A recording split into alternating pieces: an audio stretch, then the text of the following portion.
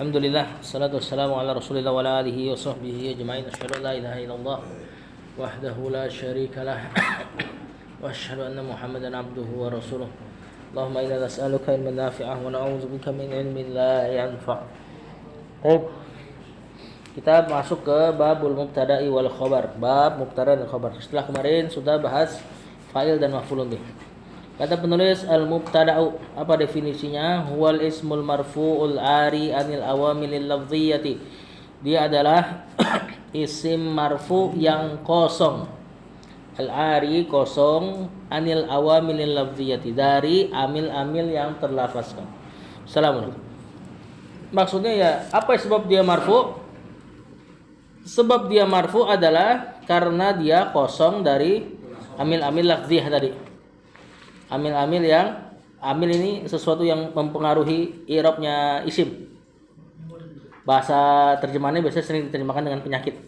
Kosong dari penyakit-penyakit yang terlafazkan. Ya maksudnya dia tiba-tiba marfu karena dia mubtada gitu loh. Atau dia mubtada, kenapa dia marfu? Karena dia datang tiba-tiba. Kosong dari apa-apa. Nah, apa ciri-ciri atau contoh awamil lafziyah itu? Teman-temannya inna, kana, zonna dan seterusnya. Yang dia bikin mubtada ganti nama jadi isimnya dia. Nah, ini disebut awamil lafziyah. Wa huwa qisman, dan dia ada dua jenis, zahirun wa mudmarun. Mubtada ada yang zahir, ada yang domir. Huwa, yang domir adalah ana wa akhwatuhu, atau dari huwa sampai habis. Wa huma hum ya humaun, nantan teman-teman tian teman-tuna, ana nahnu, ini semuanya mubtada. Gak pakai mubtada pakai domir yang lain. Wa akhwatuhu, dan saudari-saudarinya ana. Allati taqaddamat fi faslil mutmar, yang sudah berlalu pembahasannya di pasal domir. Wa zahiru, nah mubtada yang zahir terbagi lagi jadi dua, qismani. Mubtadaun lahu khobarun, mubtada yang punya khobar. Nah ini yang biasa ma'ruf di kita. Kalau mubtada yang dicari khobarnya. Nah ternyata ada satu lagi. Wa mubtadaun lahu marfu'un, ada mubtada yang dia memiliki marfu'nya. Nah, mubtada nyari marfu'. Tapi bukan khobar. Kata penulis sadda masaddal khobar, yang menutup tempatnya khobar. Berarti kalau ada mubtada yang kayak gini, maka khobarnya tidak ada. Bukan berarti kalimat gak sempurna. Ya, tapi dia mencari sesuatu yang lain yang marfu'. Biasanya fa'il atau maf'ul naibul fa'il. Mubtada nyari fa'il atau mubtada nyari naibul fa'il. Apa yang kebayang di antum? Siapa yang nyari fa'il dan nyari naibul fa'il? Isim fa'il sama isim maf'ul biasanya. Makanya nanti lihat ada ciri-cirinya. Fal awwalu, maka yang pertama yakni mubtada yang punya khabar. Nah, contoh Allahu Rabbuna. Allah adalah Rabb kami. Ini kan biasa nih. Ya. Wa Muhammadun Rasulullah. Beliau pakai contoh nih yang sebenarnya iskal. Ya, diperselisihkan. Ini Allah sama Rabbuna, bisa gak kalau Rabbunanya kita ganti jadi mubtada, Allahnya jadi khobar? Soalnya sama-sama ma'rifah. Nah, mungkin beliau supaya yang ngajarin kitabnya beliau ini membahas ini. Ya, lihat pada kata Allahu Rabbuna bisa terbalik. Rabbuna Allahu. Nah, berarti kalau pada kata Allahu Rabbuna, mana mubtada mana khobarnya gitu. Cuma kan hukum asalnya ya mubtada di depan, khobar di belakang. Hukum asalnya mubtada ma'rifah, khobar nakirah. Di sini beliau kasih contoh langsung mubtada dan khobar sama-sama ma'rifah. Nah, pembahasannya panjang para ulama. Ya, boleh gak yang kayak gini modelnya? Ketika dua-duanya sama-sama ma'rifah, boleh gak kita tuker-tuker lah ibaratnya. Mana mubtadanya, mana khobarnya terserah kita. Ataukah ada qaidnya? Gak boleh sembarangan. Nah, ulama berbeda pendapat. Panjang ini kalau dijabarkan. Wa Muhammadun Rasulullah, sama seperti kalimat ini, sama-sama ma'rifah. Muhammad ma'rifah, Rasulullah ma'rifah dengan idhofah. Tapi tetap kita sederhananya mubtadanya kita taruh di depan, Rasulullahnya jadi khobar dan mudhafun ilaih. Ya, seperti contoh kalimat ini. Abu Hanifah Abu Yusuf. Nah, apa artinya? Abu Hanifah Abu Yusuf. Abu Hanifah ayahnya Yusuf. Kayak Abu Yusuf. Abu Hanifah, bukan, ini mubtada khobar kalimatnya. Abu Hanifah Abu Yusuf. Maksudnya ya ini kalimat tasbih nih kalau dalam balaghah. Abu Hanifah ka Abi Yusuf. Cuma kan ka ada tasbih kalau dihilangkan jadi Makin taukid kan tasbihnya kan? Maka kita katakan Abu Hanifah Abu Yusuf. Abu Hanifah seperti Abu Yusuf. Abu Yusuf itu muridnya. Nah, pada kalimat ini mana mubtada mana khobar? Nah, sama kayak kasus ini. Nanti ada yang bilang ya Abu Hanifah mubtadanya karena di depan. Tapi tentu kalimat ini kan pengen mentasbih guru sama murid. Lebih layak diucapkan Abu Yusuf Abu Hanifah. Yang mengatakan itu nanti si mubtadanya harus di belakang karena Abu Yusuf harusnya layaknya disebut di depan. Abu Yusuf seperti Abu Hanifah. Layaknya seperti itu kan kita katakan kan. Ya seperti antum misalnya antum sama anak antum. Nggak mungkin kan kita katakan antum mirip anak antum. Lebih layaknya anak antum mirip antum. Nah ini yang dipersisikan sama para ulama. Ala kulli hal kita lanjut aja. Wasani yang kedua ini mubtada cari marfu. Wa huwa dia adalah ismul fa'il wasmul maf'ul. Isim fa'il atau isim maf'ul idza taqaddama alaihi ma nafyun aw istifhamun. Kalau didahului oleh nafi sama istifham, maka kadang-kadang tidak mencari khobar. Tapi yang dicari fa'il atau naibul fa'il. Contoh, aqaimun zaidun, ini persis dengan kalimat ayakumu zaidun. Nah, pada kalimat ini berarti qaimun karena dia di awal kalimat mubtada. Zaidun fa'il. Sadda masaddal khobar, menutup tempat khobar. Berarti khobarnya sudah tercukupkan. Nanti sama ini juga sama dipersisikan para ulama terkait i'rabnya. Ya, artinya maklum sebenarnya. Aqaimun zaidun, apakah berdiri si Zaid? Gitu loh. Ya. Wa maqaimun az-zaidani, sama nih. Dan tidaklah berdiri dua orang Zaid. Tuh Zaid dua berdua tuh dia lagi enggak berdiri. Nah, di sini mubtadanya qaimun, zaidani fa'il. Sadda masaddal khobar, menutup tempat khobar. Contoh lagi, hal matrubun al-umaroni, apakah terpukul dua Umar? Nah, al-matrubun mubtada, al-umaroni bukan fa'il, naibul fa'il. Karena isim maf'ul biasanya nyarinya naibul fa'il karena maknanya pasif. Maka al-umaroni di sini naibul fa'il sadda masaddal khobar, menutup tempat khobar. Contoh lagi, wa ma madrubun al-umaroni, tidaklah dipukul dua orang Umar. Di sini ada kurang lengkap, isim fa'il sama isim maf'ul tidak terbatas pada dia. Yang bisa kayak gini nanti sifatul musyabbah. Teman-teman isim fa'il. Misalnya hasanun, sesuatu yang bagus, seperti kalimat ma hasanun wajahuhu, tidaklah bagus wajahnya. Maka di situ hasanun bukan isim fa'il, tapi bisa nyari kayak gini. Berarti di sini penulis mencukupkan perkataan isim maf'ul sama isim fa'il, juga termasuk saudara-saudaranya isim fa'il dan isim maf'ul. Yaitu misalnya sifatul musyabbah. Maksudnya ada sifatul musyabbah. Seperti alim isim fa'il dari alima ya'lamu. Kalau alim, ini sifatul musyabbah. Sifatul musyabbah bismil fa'il nama lengkapnya. Sifat yang mirip sama isim fa'il. Bedanya kalau isim fa'il dia lebih menunjukkan kejadian. Alim orang yang berilmu.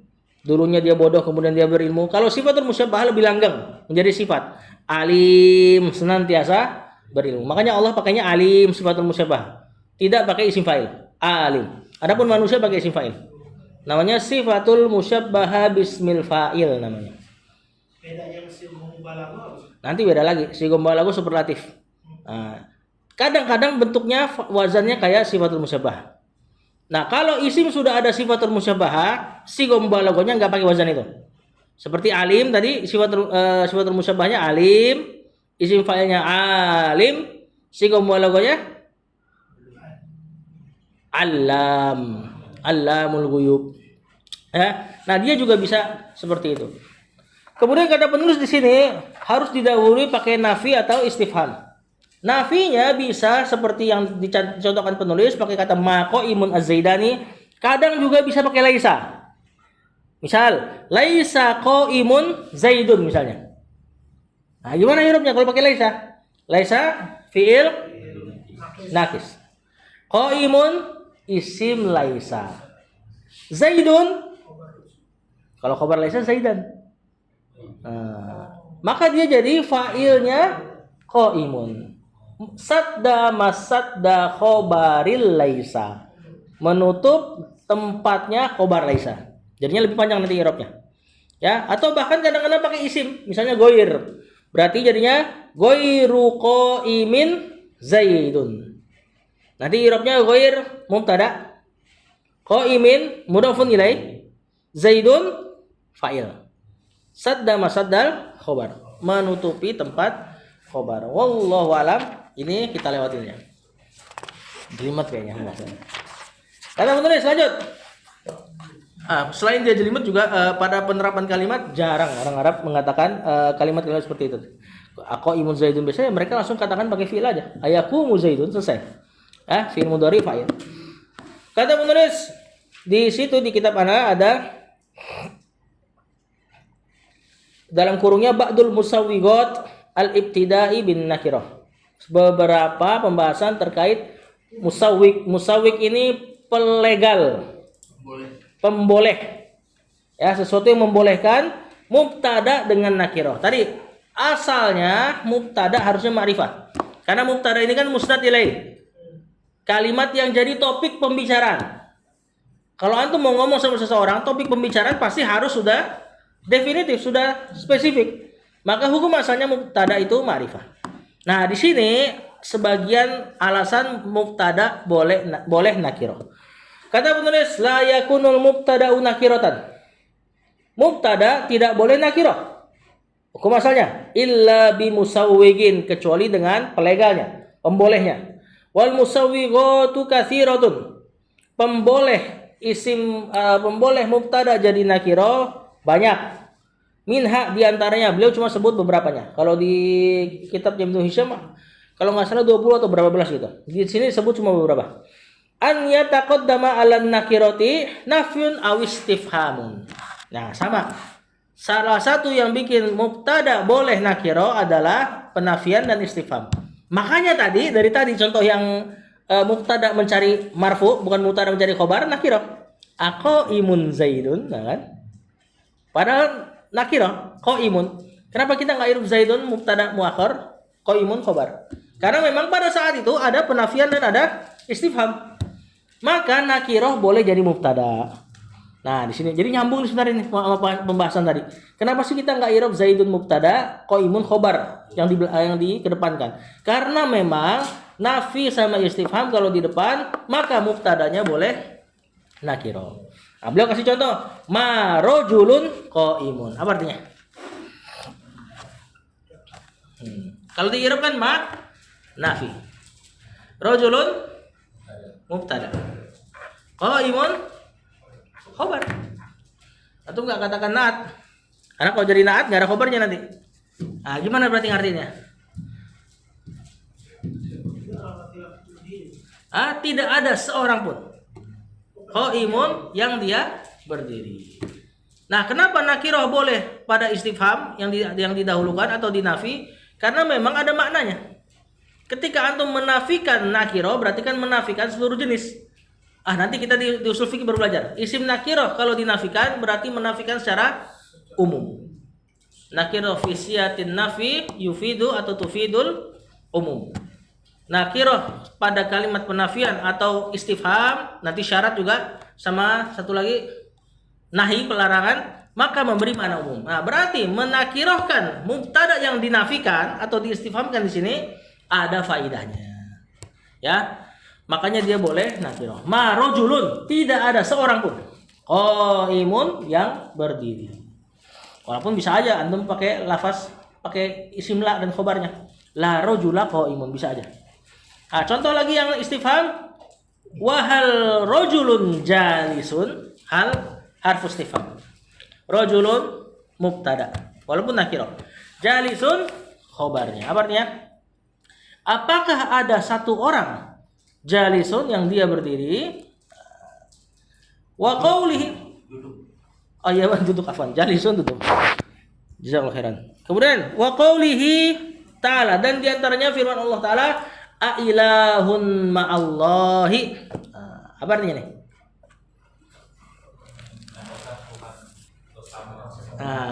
Adakah sesembahan bersamaan dengan Allah gitu ya?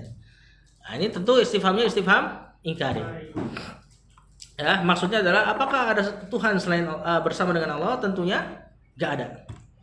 Nah, i'rabnya a harfu istifham ilahun mubtada ma'allahi zaraf dan mudhafun ilaih sebagai khabar. Wa minha an takuna mausufatan. Mubtada nakira boleh kalau ada naatnya. Mausufatan di situ maksudnya disifati. Nah, contoh la abadun mu'minun khairun. Misalnya min abadun kafirun, wallahu alam. Apa minnya di sini? Nah, abadun di sini mubtada nakira. Kenapa boleh nakira? Karena dikasih naat mu'minun.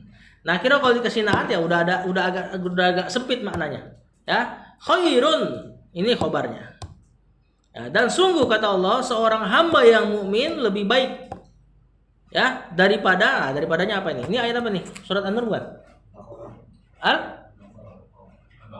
Al-Baqarah.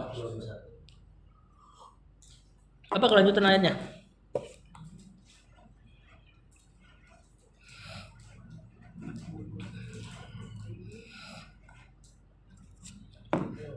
Kita lewatin aja. Ya intinya abadun mu'minun mubtada dan naat khairun khabar. Wa minha diantara musawwiqat daripada mubtada yang dinakirahkan pemboleh mubtada dalam bentuk nakirah antakuna mudhofatan kalau dia teridofahkan. Maksudnya dia jadi mudhof. Isim yang jadi mudhof enggak langsung jadi ma'rifah. Dulu di Rasulullah kita bilangnya gitu kan. Isim yang mudhof ya dia jadi ma'rifah. Sebenarnya enggak langsung jadi ma'rifah. Ya.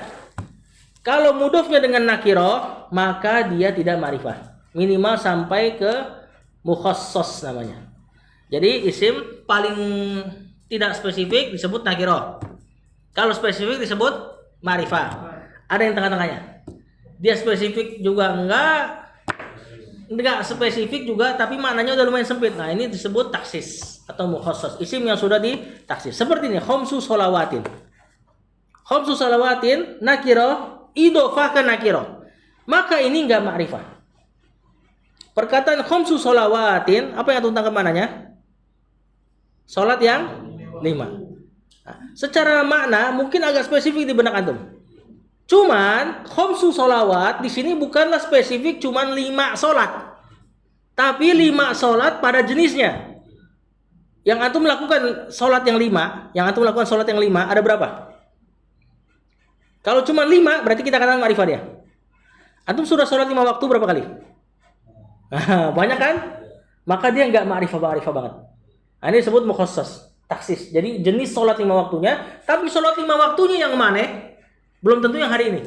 Belum tentu yang kemarin. Kalau ditanya sholat 5 waktu yang mana ini? Enggak tahu. Intinya jenis daripada sholat 5 waktu katabahunnallahu, ini kabarnya. Allah mewajibkan dia. Nah, sholat 5 waktu yang mana? Kalau misalnya kita katakan sholat 5 waktu yang hari ini, nah itu ma'rifah. Nah di sini masalahnya yang Allah wajibkan adalah sholat 5 waktu pada seumur hidup kita. Maka dia enggak memakrifahkan sholat 5 waktu yang mana, cuman jenisnya sholat 5 waktu. Ya, seluruh hidup antum ada begitu banyak sholat 5 waktu. Nah ini setengah nakirah, setengah ma'rifah. Nah, iya, enggak terperinci tapi udah ketangkap sedikit loh mananya. Enggak seperti kita katakan misalnya sholawatun nakirah, sholat. Nah itu nanti umum. Enggak tahu sholat yang mana, bisa sholat sunnah, bisa sholat yang mana, termasuk bisa sholat janais dan sebagainya. Wa minha, di antara pemboleh isim nakirah tadi udah ada beberapa tadi. Yang pertama, kalau didahulukan nafi sama istifham, kemudian kalau dikasih naat, kemudian kalau dikasih idhofah, baru 3. Wa minha, dan di antara yang boleh membolehkan isim nakirah menjadi mubtada an yakunal khabaru dzarfan aw jarran wa majruran muqaddamaini ala nakirah. Ini udah ma'ruf. Yakni ketika khabarnya dzarf dan jar majrur ke depan, terus mubtadanya ya boleh nakirah tentunya. Ya. Nah, contoh indaka rajulun. Indaka dzarf mudhafun ilaihi, rajulun mubtada. Ya, apa artinya? Di sisimu ada seseorang, dan boleh aja ngasih informasi kayak gini, ya, walaupun nakirah. Di sini rojulunnya nakirah, tidak spesifik sama sekali. Nah, cuma dia mau ngasih informasi bahwasanya di sisimu ada seseorang. Seseorangnya nggak tahu siapa. Wa fid darim ra'atun. Dan di dalam rumah tersebut ada seorang perempuan. Dapat faedah gak antum dari kalimat ini? Dapat. Ya, maka sempurna jadi kalam. Kan kalam harus berfaedah. Nah, apa faedahnya kalau orang ngomong kayak gini? Fid darim ra'atun. Tuh di rumah itu ada seseorang perempuan. Suruh nazar, bukan ya? Udah.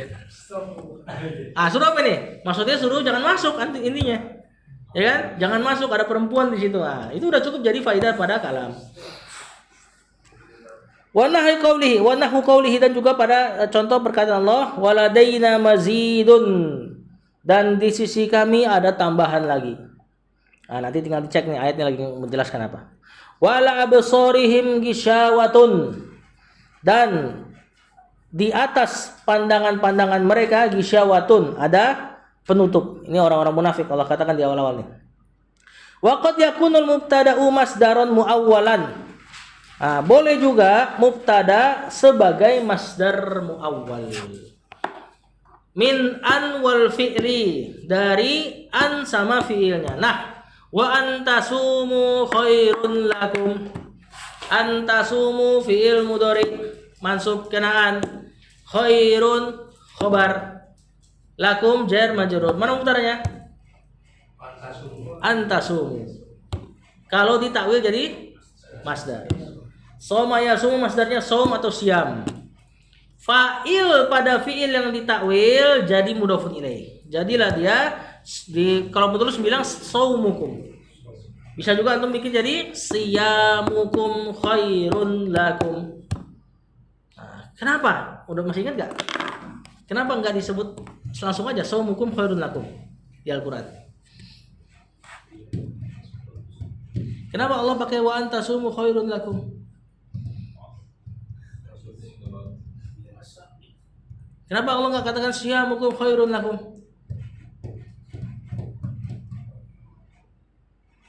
Masih ingat gak? Apa yang belum pernah saya kasih tahu? Kayaknya udah pernah deh.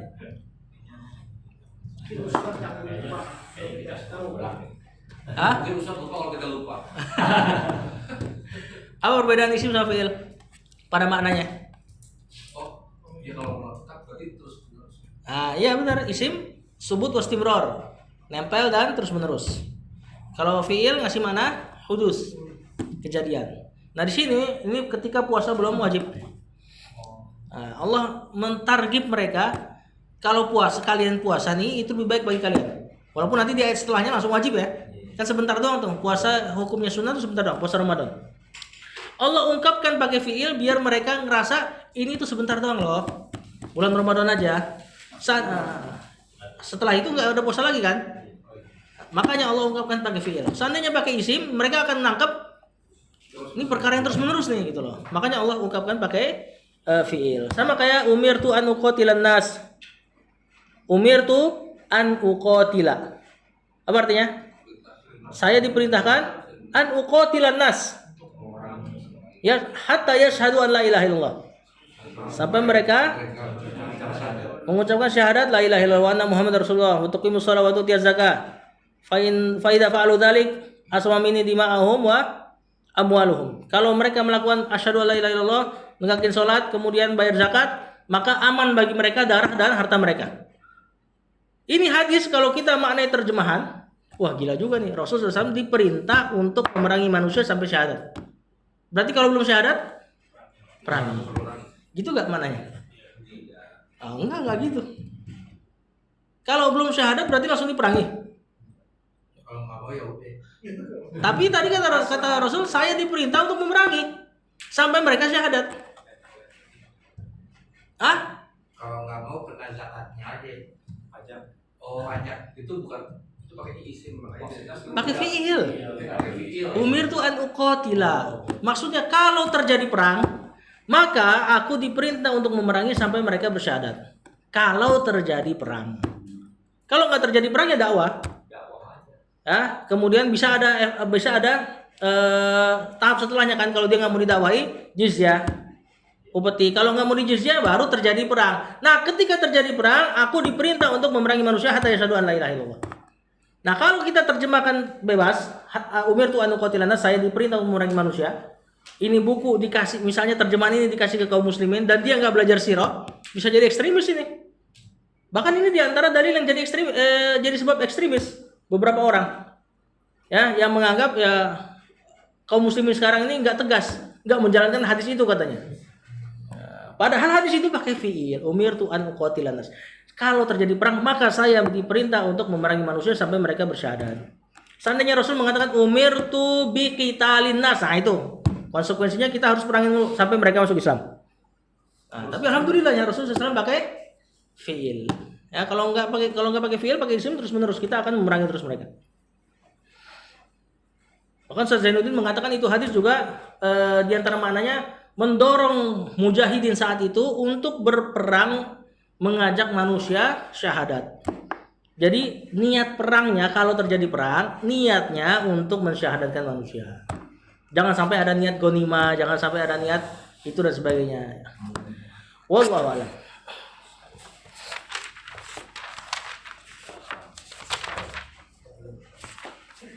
Udah habis ya? Khobar ya? Cepet ya. Khobar kita tambah dikit lah. Khobar mufrad kita tambah. Wal khobaru, adapun khobar huwal juz'ul ladzi tatimmu bihil faidatu, adalah al juz'u, bagian, alladzi tatimmu bihil faidatu, yang faidah sempurna dengan dia ma'a mubtada'in, bersama dengan mubtada. Yang intinya khobar pelengkapnya mubtada. Wa huwa qisman, dan dia ada dua jenis. Mufradun wa ghairu mufrad. Khobar mufrad satu kata maksudnya. Ini mufrad bukan lawan kata dari musanna dan jamak. Ini mufrad lawan kata dari jumlah. Nah, ada khobar yang mufrad, ada khobar yang ghairu mufrad, berarti jumlah atau sibul jumlah. Fal mufradu, maka mufrad, khobar yang mufrad, nah seperti contoh Zaidun qaimun, Zaidun mubtada, qaimun satu kata khobar. Wa Zaidani qaimani, dua Zaid sedang berdiri, mubtada khobar. Wa Zaiduna qaimuna, para Zaid sedang berdiri, mubtada khobar. Wa Zaidun akhuka, dan Zaid adalah saudaramu. Nah, dari contoh ini beliau pengen menjelaskan mubtada dan khobar hukum asalnya selaras pada mufrad musanna jamaknya. Untuk khobar yang mufrad ghairu jumlah, maka hukum asalnya khobarnya harus selaras pada mufrad musanna jamaknya. Khobar yang mufrad, khobar yang ghairu jumlah, yang bukan kalimat, khobar yang cuma satu kata, hukum asalnya antum harus selaraskan dengan mubtadanya. Kalau muzakkar muannas, kalau mufrad, kalau musanna, kalau jamak. Lihat situ, jamaknya wazaiduna, mubtadanya jamak, qaimuna, khobarnya juga jamak. Ini hukum asal. Nah, tapi beliau nggak jelaskan. Beliau cukup contohkan supaya antum tangkap penjelasan itu.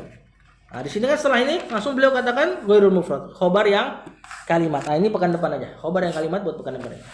Sallallahu alaihi Muhammad wa alihi wa sahbihi wasallam.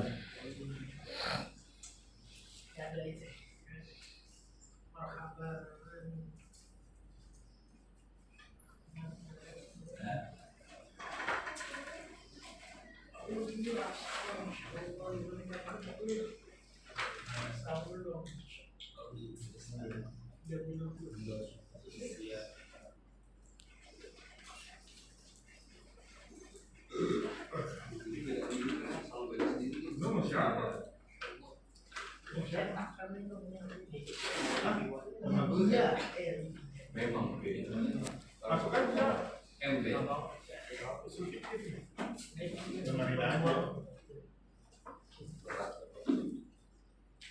Oke, kondisi usia ya. Oke.